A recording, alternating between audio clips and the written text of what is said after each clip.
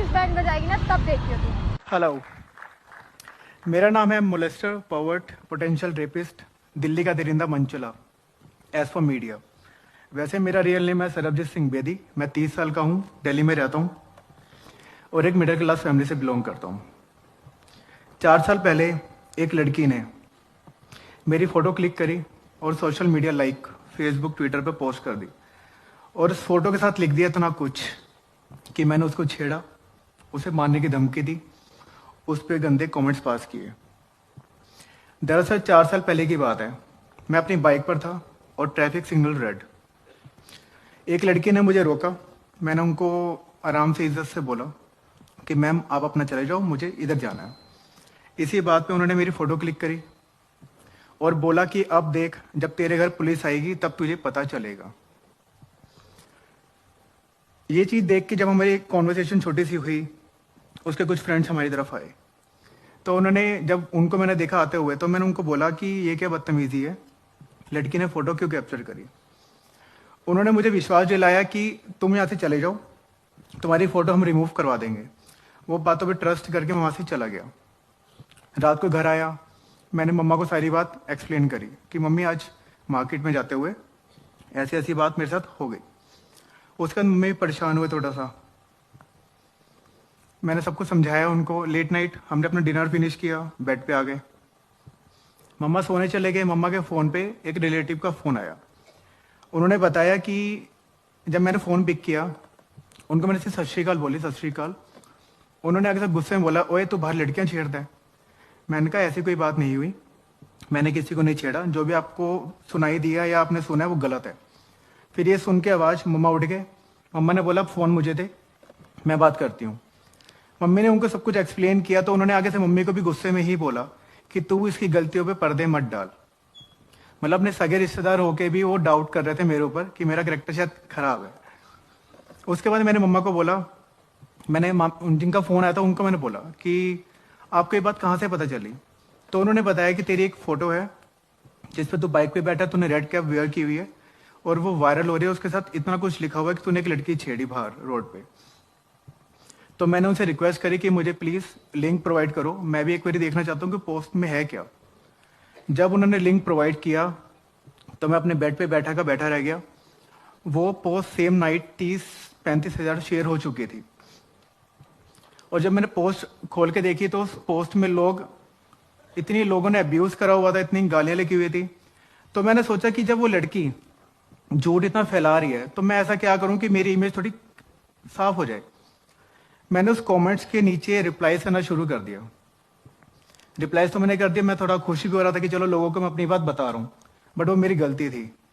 लोगों ने मुझे मैसेंजर पे वॉइस नोट भेजने शुरू कर दिए जिसमें क्लियर उन्होंने अब्यूज़ करा।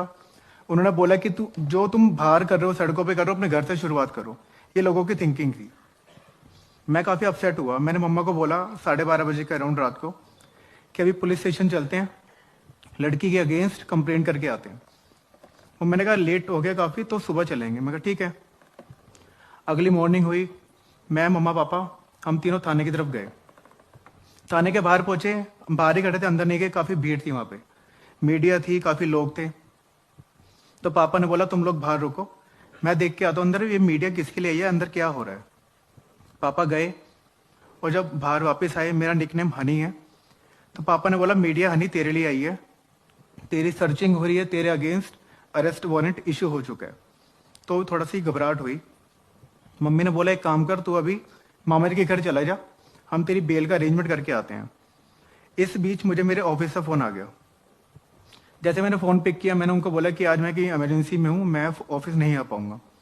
आगे से मुझे रिप्लाई आता है, हमें पता है तू कहाँ पे बिजी है, सर को पता चल गया कि तू क्या कर रहा है और तेरी वजह से हमारी कंपनी का नाम काफ़ी ख़राब हो रहा है, अब तुझे ऑफिस आने की ज़रूरत ही नहीं है। जिनके साथ 3-4 साल से मैं काम कर रहा हूँ वही मुझे पहचानने से मना करा कि मेरा एक्चुअल में करेक्टर है क्या। अगले दिन मेरी अरेस्टिंग हुई, मुझे पुलिस ने अरेस्ट किया, थाने लेके गए। मेरे लिए मास्क रेडी किया गया कि मीडिया को दिखाना था कि दिल्ली का दरिंदा जो मंचले हैं आजकल घूम रहे हैं, उनको हमने अरेस्ट कर लिया। मेरा फेस कवर किया गया मास्क से। पुलिस वाले ऐसे करके हाथ ग्रिप बनाते हाथों की, पकड़ के मुझे लेके गए मीडिया के सामने। मैंने अपनी मम्मी पापा को एक साइड कॉर्नर में खड़ा होता हुए रोते हुए देखा। उस टाइम मेरा ट्रायल हुआ, मुझे वापस लेके गए। एक रूम में मुझे, मेरी मम्मी पापा को बिठाया और 2-3 सीनियर ऑफिसर्स थे। मंदिर से पंडित जी को, गुरुद्वारे से भाई जी को, चर्च से जो सिस्टर्स हैं उनको, मौलवीज को, उनको बुलाया गया। चारों धर्मों के ग्रंथों को बुलाया गया जो ज्ञान देते हैं। उन्होंने मुझे 1 घंटा टॉर्चर किया। उन्होंने मुझे ऐसी ऐसी चीजें सुनाई कि जो आपकी लड़कियों को लेके इमेज है, जो आप सोचते हो, आप उनको छेड़ने के आपके दिल में ख्याल आते हैं। मैं तो ये आपको ही सिर्फ अपनी वर्डिंग में बता रहा हूँ। उन्होंने जो जो बोला था मैं वो बता नहीं सकता आपको। वो ऐसा था कि जो अपनी फैमिली के साथ क्या अकेले में भी कोई सुनना ना चाहे। फिर भी वो टॉर्चर मैंने सहन किया। उसके बाद अगले दिन क्या हुआ? अगले दिन मैं एसएचओ सर के कैबिन में था, मम्मी पापा साथ थे। एक कांस्टेबल आया, उसने बताया कि बाहर एक विटनेस आया है जो कह रहा कि उस टाइम उस स्पॉट पे वो भी था, मेरे बिल्कुल बैक साइड पे, और ऐसा लड़की जो बोल रही है ऐसा कुछ भी नहीं है, मुझे अपनी स्टेटमेंट रिकॉर्ड करवानी है। बट पुलिस वालों ने क्या किया? उन्होंने उसको सीधा बोला कि अब जो भी होगा कोर्ट में होगा, आप सीधा कोर्ट में जाके अपना बयान देना। फिर मुझे कोर्ट लेके गए पेपर साइन करवाने के लिए कि बेल, तो पेपर में जब तक साइन नहीं करूंगा बेल होगी नहीं, क्योंकि पुलिस वालों ने मुझे ऐसे ही छोड़ा था। अगले दिन मेरी बेल होगी, मैं फ्री हो गया। उसके बाद मीडिया ने मुझे नए नए नाम दिए। जैसा मैंने अभी आपको बताया, दिल्ली का दरिंदा मंचला, काफी मेरा नाम उछाला गया उन्होंने ऐसे। मैं जहां भी जाता था लोग मुझे शक की नजर से ही देखते थे।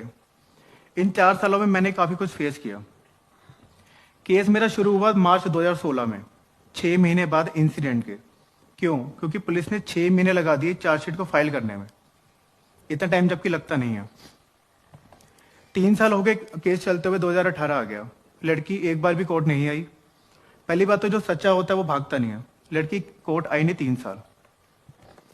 3 साल बाद जब लड़की कोर्ट आई, मेरा गवर्नमेंट लॉयर था, तो मुझे एक गोल्डन अपॉर्चुनिटी दिखी कि लड़की आ रही है तो उससे कुछ क्रॉस ऐसा किया जाए कि जिसका वो जवाब ना दे सके और जज को खुद ही पता चल जाए कि लड़की झूठ बोल रही है।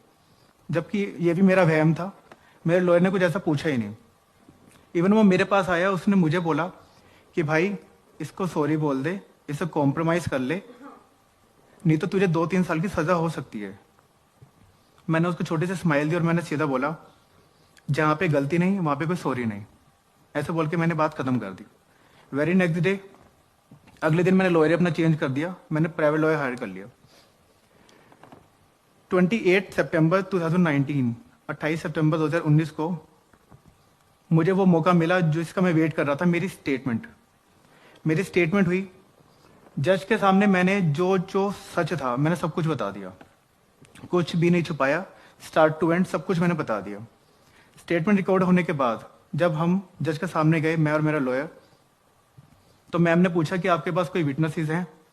तो मेरे लॉयर ने बोला हाँ हमारे पास 7 से 8 विटनेस हैं, उसकी लिस्ट हम अगली डेट में सबमिट कर देंगे। तो मैम ने एक स्माइल दी और सीधा बोला इसकी कोई नीड नहीं है, हम इसको फ्री कर रहे हैं। पहले हैरानी हुई, कुछ समझ ही नहीं आया कि मैम ने क्या बोला। उसके बाद लॉयर ने रिकन्फर्म किया, तो मैम ने बोला हाँ हम इसको फ्री कर रहे हैं। मैं वैसे काफी स्ट्रांग हूँ, मुझे रोना नहीं आता, बट रिहाई का सुन के आफ्टर 4 इयर्स कोर्ट में मेरे आंसू निकल गए। मैं थोड़ा इमोशनल हो गया। सबसे पहले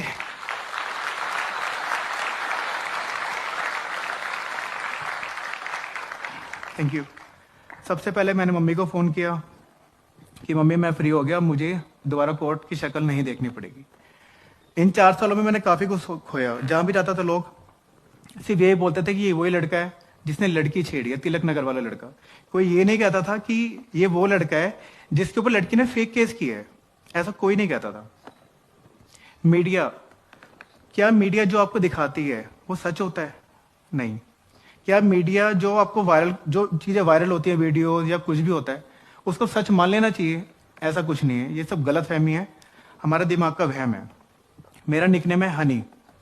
मीडिया वहां पे दिखाती है सनी। जो मीडिया सच्चा नाम नहीं दिखा सकती वो आपको सच्चाई क्या दिखाएगी? राइट?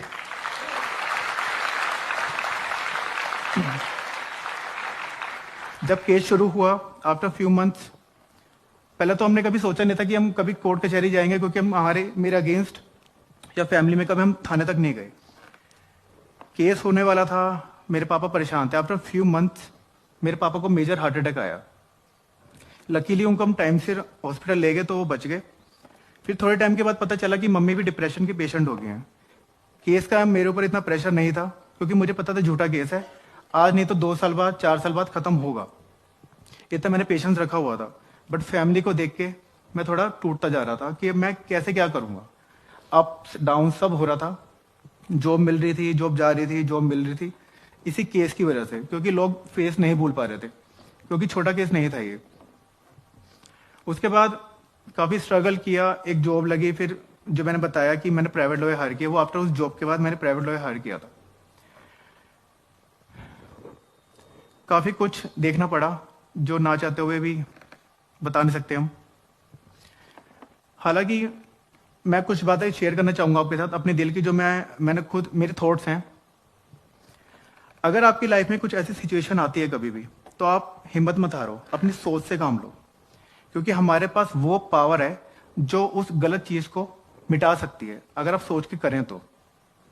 सेकंड, सॉरी बोलना, माफी मांगना। अगर आप गलत हो तो आप माफी मांगना सीखो। जो लोग माफी नहीं मांगते उनके दिल में हमेशा गिल्ट रहता है, और उस गिल्ट से छुटकारा आपको माफी दिलवा सकती है।